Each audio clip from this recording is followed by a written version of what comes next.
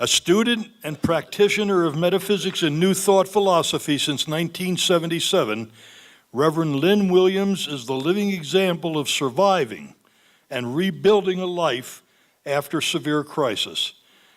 After the drive-by shooting death of her son in 1988, she endured 5 trials for the murder of her son over the next 7 years. Though her son's death was the most difficult, she also lost 4 other family members between 1987 and 2006. She's had many other personal and financial challenges over the years, including the 3 Ds: divorce, death, and the downturn, and depression and changing careers at midlife. To cope with these life-changing events, she began practicing energy healing techniques to rebuild and fortify her spirit. Now she shares her wisdom and experience and teaches these practices to others who've suffered similar personal traumas. In 2004, she retired from a 33-year information technology career to become a full-time business entrepreneur. Now she's a successful writer, speaker, mentor, and energy healer. Reverend Lynn has been helping women achieve success, wellness, and happiness for over 40 years. Her clients are often in the midst of major life changes, seeking direction toward fulfillment of their goals and dreams. Reverend Lynn's specialty is providing techniques, clarity, and enlightening support so her clients can overcome obstacles, solve their problems, and rebuild their lives. She bases her counseling on methods of personal transformation and spiritual guidance through uplifting, inspiring, and positive means. Reverend Lynn has experience in several modalities, including energy healing, which is Reiki and emotional freedom techniques, EFT, also known as tapping, crystal healing, tarot, angel oracle readings, and meditation trainings. She is an Osoi Reiki master, certified crystal energy healer, and a certified tarot advisor. She has degrees from the University of Metaphysics, and she's an ordained minister with the International Metaphysical Ministry. A nice welcome, if you please, for Reverend Lynn Williams.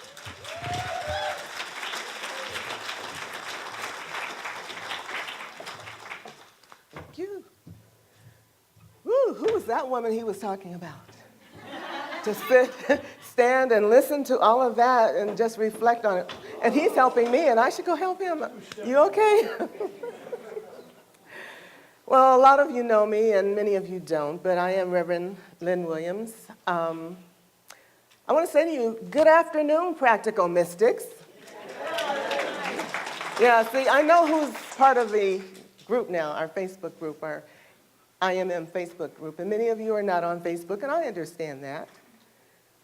But if you do it right, Facebook is perfectly safe. All you need to do is to be part of our group is to be on Facebook, and I'm encouraging you to do that because you have no idea what you're missing by not being part of our group. It's exclusive, it's secret, we protect you, we keep your privacy safe. But we do so much more.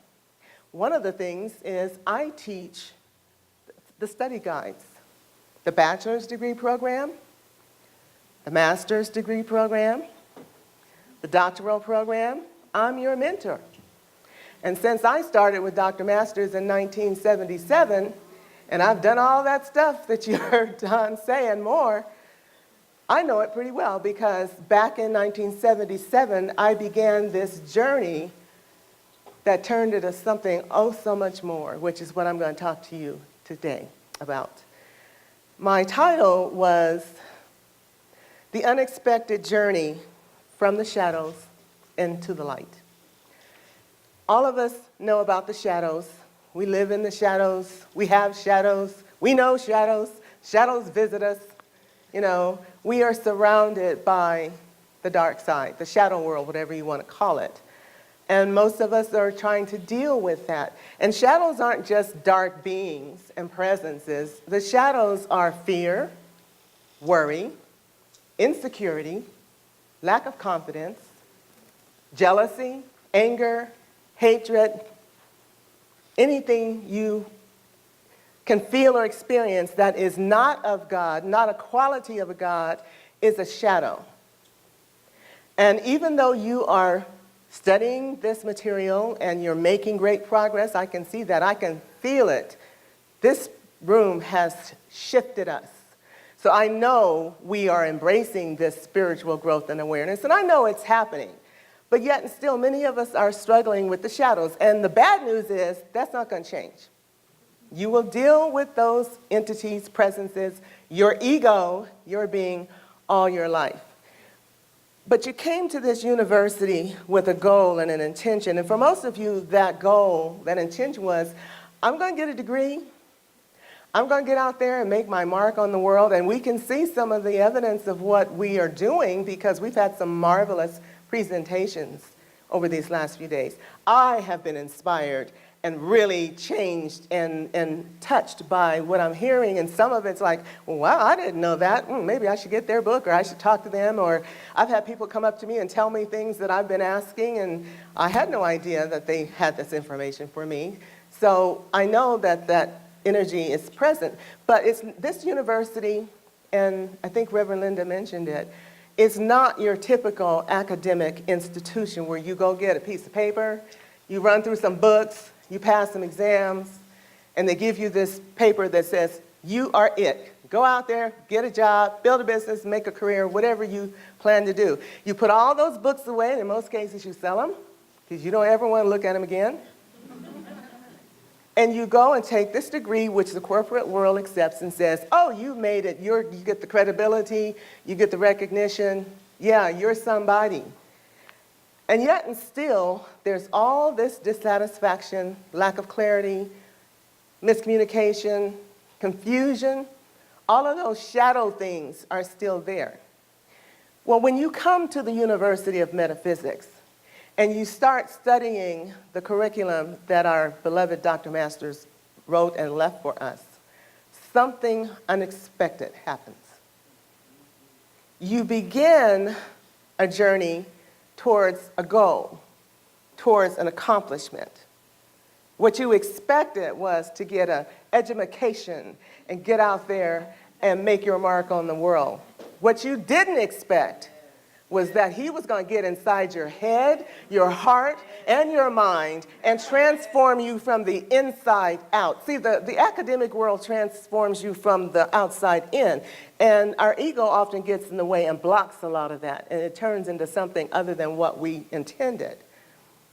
But Dr. Masters, and I knew him, I met him in 1970, and let me tell you how that happened, because I didn't come to him like a lot of you with the intention of getting a degree or enrolling in school. I wanted to lose weight.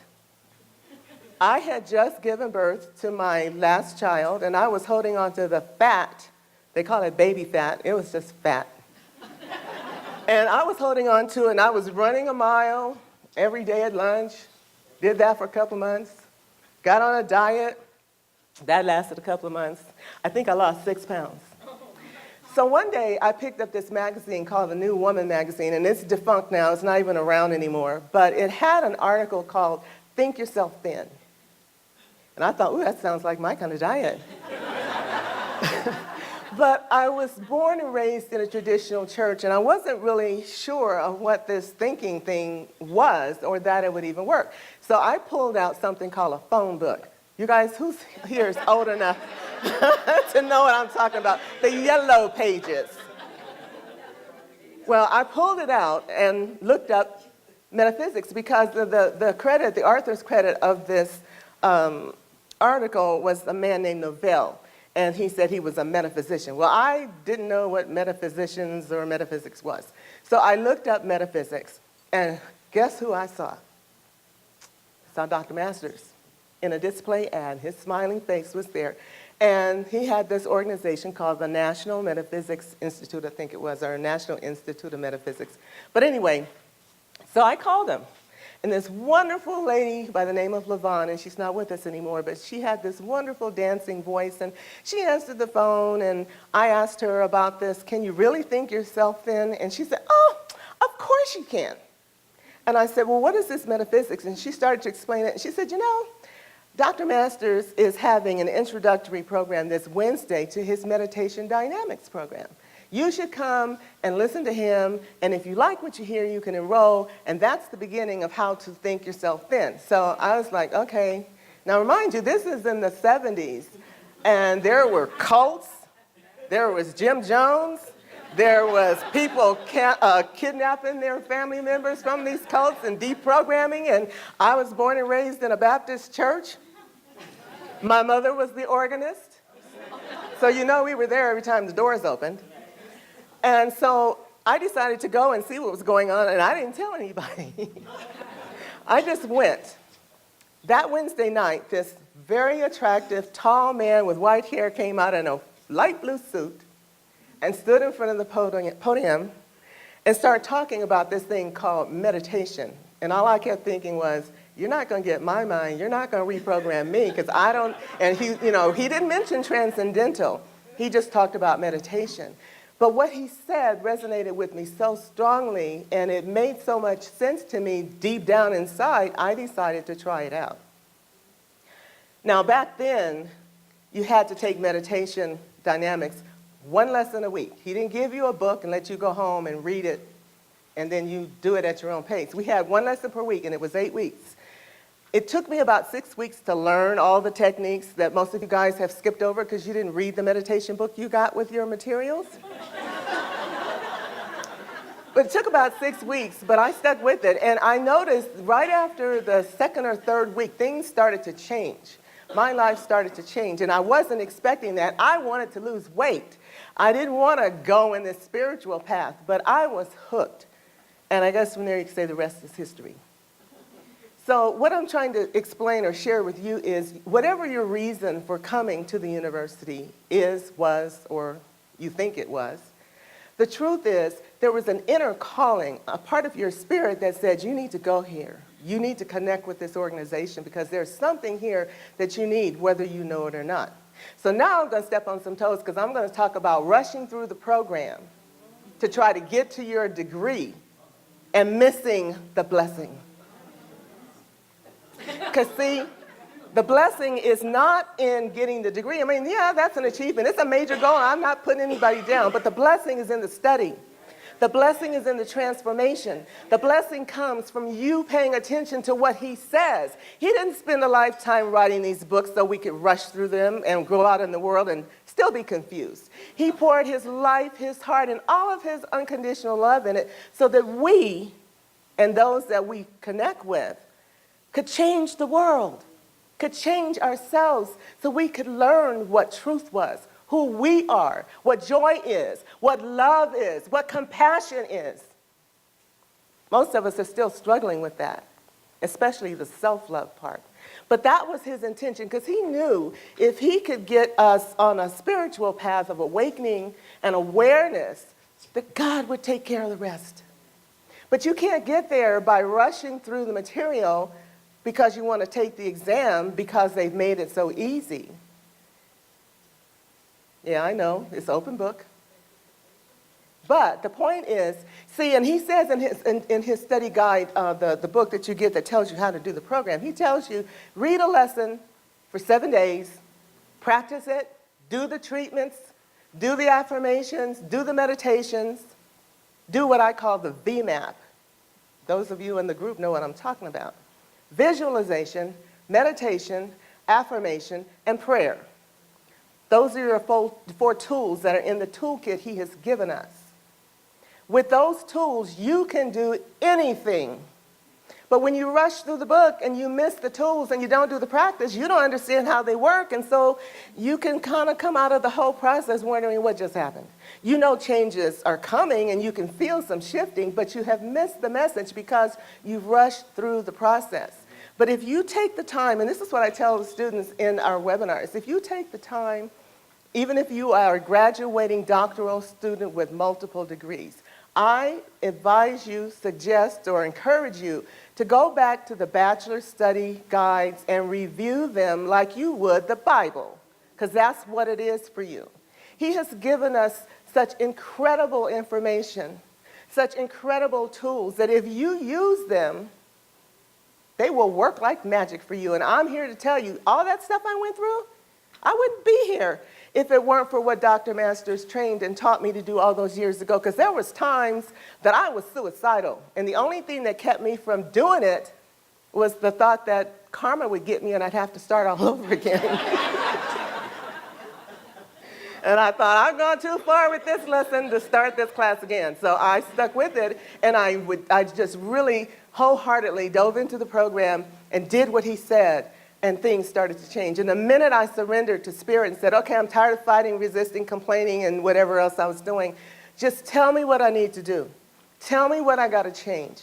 Tell me how to do it. Open the door, show me the way. I will do it because this hurts. This is destroying me, and I want to be out of this pain. And Spirit gently said, then do what I ask of you. And Dr. Master said, I laid the map out, follow it. So what you didn't expect through all of this material that we have given you is that there is a blessing waiting for you if you will only take the lessons, do the processes, and trust him. Trust what Dr. Masters left for us. He loved us so unconditionally, and he gave us such wonderful information that you can't find anywhere else. You will not find it in another church, another university, any organization that you go to. You won't find it there. It's only here. But once you get into it and you embrace it and you start practicing the way he advised us to, then you'll understand why I call us practical mystics, because that's what he called us. He has a whole chapter devoted to practical mysticism. And if you study that, what does that make you? He talked about teaching us the secrets, the wisdom of the ages, the things that Jesus taught his disciples. He gave you the keys to the kingdom. And many of you are sitting there playing with the keys, not looking at how to open the door. So no matter where you are in the program, I would like to suggest to you that you take that 4 volumes that he gave us and start reading it again. Because now you have grown, your spirit has deepened, you've awakened, you're more experienced and aware than you have ever been before. And now this information is going to make more sense to you. You'll understand when he said, do these affirmations and the visualizations and read this treatment for 7 days. You will jump at the chance, because when life hits you with some of the stuff that it can come at you from nowhere with, there is a chapter in those 4 volumes to help you get through that. There are affirmations. Now, we call them affirmations, but you know what they are? And I'm going to get real with you. They are what the ancients called spells, because he has given us the power of voice to speak our truth, to be authentic in our practice. Now, I know some people cringe at that word, but the truth of the matter is the affirmations, speaking your truth, your desire out into the ethers, that sound vibration goes out, connects with all the 7 universal laws, and comes back to you in the form of something physical. And you all know what happens when you speak nonsense or craziness. And if you're like me, you stop doing it, because karma can be instantaneous. And I learned that a long time ago. You know, some people will go out and talk about how they went off on the sales clerk or this, that, and the other. I gave that person a piece of my mind. I learned early on, I can't do that. Because when I get into that negative, dark place and start giving people a piece of my mind, well, the karma slaps me with a brick and says, you know better. So a long time ago, I stopped doing it. I speak words of love and understanding and peace and compassion, because I like the way that feels when it comes back. So, you know, when you think about him encouraging us to speak affirmations, it's because those words, and they don't look like much, they are incredibly powerful. So when you are trying to make something happen, especially when you want something good to happen, try it. You'll like it. You'll like the results. Then there's the prayer treatment, and he includes a prayer treatment with almost every one of the modules in those 4 chapters. Let that be your prayer. Some people say, I don't know how to pray. Well, he wrote one for you. Use it. It's probably more powerful than most of us could come up with because he was the expert. He was the wise, I don't want to say old, but he was a sage. I often believe and think sometimes that he may have been in a previous life. Maybe he was Paul the Apostle. I don't know, but I know he had a connection to spirit that most of us can only dream about. And he was able to bring wisdom forth, and through him that, it's like, where did you get this information and knowledge? But he knew that for most of us, especially those beginning, that it would be difficult for us to come up with affirmations and prayers and things that really worked. So he wrote them down for you, and all you have to do is read them. You don't even have to memorize it. He even tells you in the lessons, write this down on a pad of paper and take it with you and read it during the day. Well, back then we didn't have cell phones with recorders and all those devices, so you don't even have to write it, record it. And then take the moment to just be present. He gives us a 5-minute meditation in the middle of the day. Listen to it, read your little affirmations, and then let Spirit work for you. So this unexpected journey that you're on is one of enlightenment that is a lifetime experiencing. It's not going to let you go. You're on the wheel, and it's a merry-go-round that doesn't stop. It will be with you forever, but the good news is it will bless you forever. You will continue to grow for the rest of your life. You'll get better at this. So I use those study guides, especially since I've been teaching them. I realize now they're like my Bible, and there are verses and things in there that can keep me going from moment to moment, from day to day, from life challenge and transition to life challenge and transition. And I advise you that no matter where you are or where you travel, go back and read those volumes from time to time.